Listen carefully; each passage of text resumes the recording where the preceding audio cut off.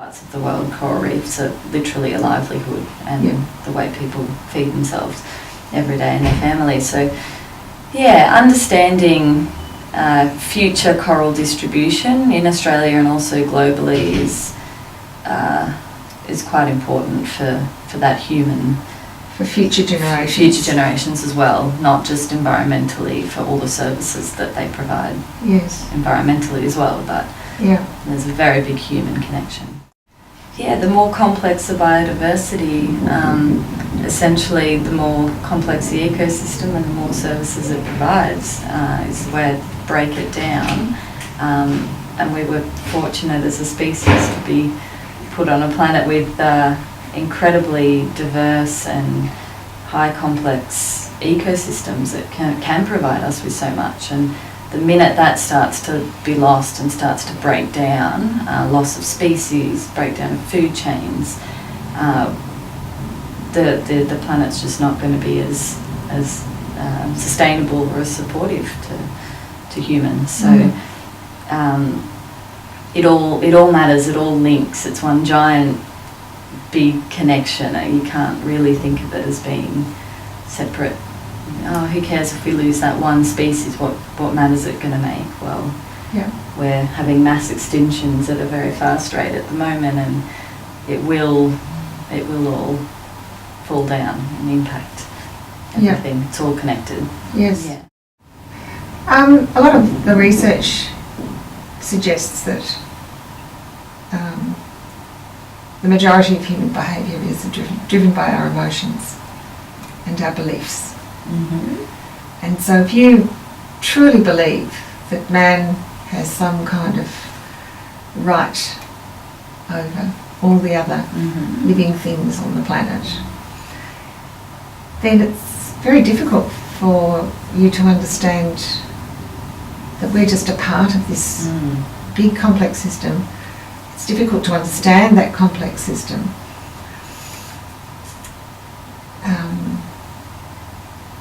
And to listen to all the highly specialised bits of information that scientists like you are coming up with, and to trust, I suppose, that they all form a bigger picture to support that idea that we are indeed a small part of a huge, complex, beautiful system. It's a challenge. Yeah, what do you do? It's exactly right. I guess again it comes back to education and opportunity, but changing that way of thinking. I mean, even highly intelligent, highly educated people you talk to still can be of the mindset, the planet will recover after we're gone. What's the difference? Or we'll just move on, we'll be able to move on somewhere else. And to me it's a very backwards way of thinking, because it's not the way, in my mind, that we're going to progress anyway as a species at all if we just keep this very small view. So I guess you've just got to show people how we're connected and just try and get through to them some way that they get a different perspective, that we're part of this planet, and even if we destroy it and move on, which is to another planet or something, huge concept, but we've got to, that's no way for us to think to even move on. We've got to change our way of thinking, and we're capable of doing that. Just got to show them, inspire them.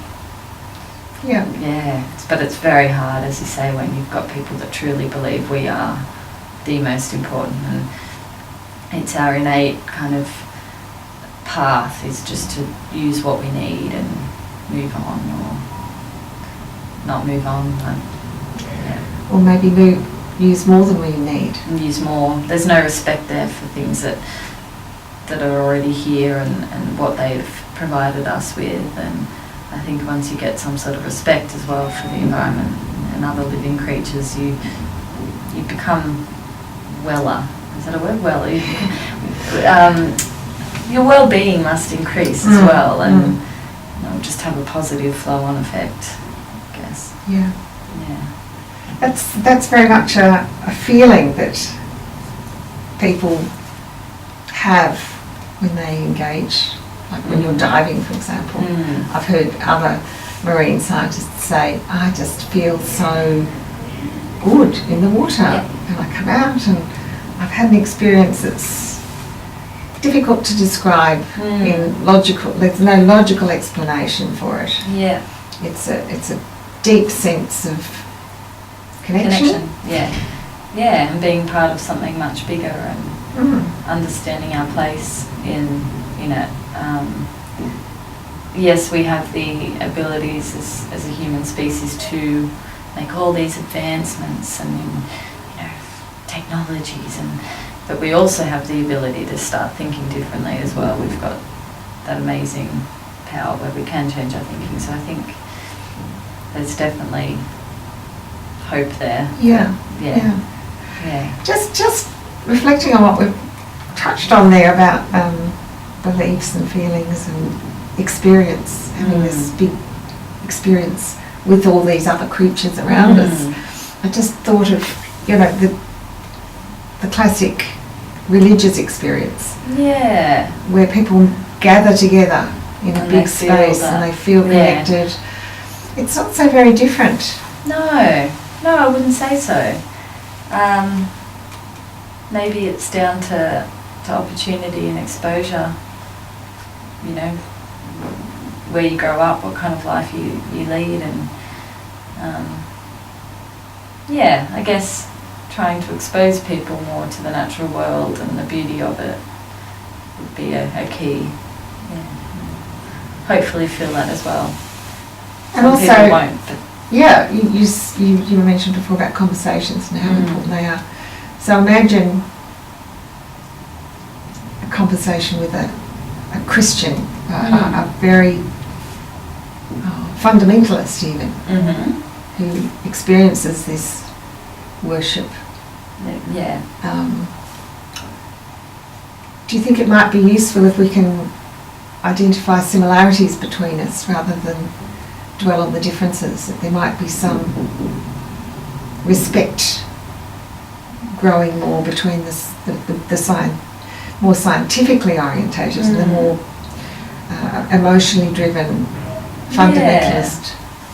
Oh, definitely. I mean, I've never really been in that position, but I think that could be very powerful.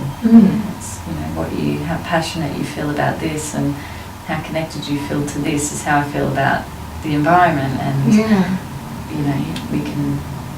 we can respect each other for that and teach each other, show each other.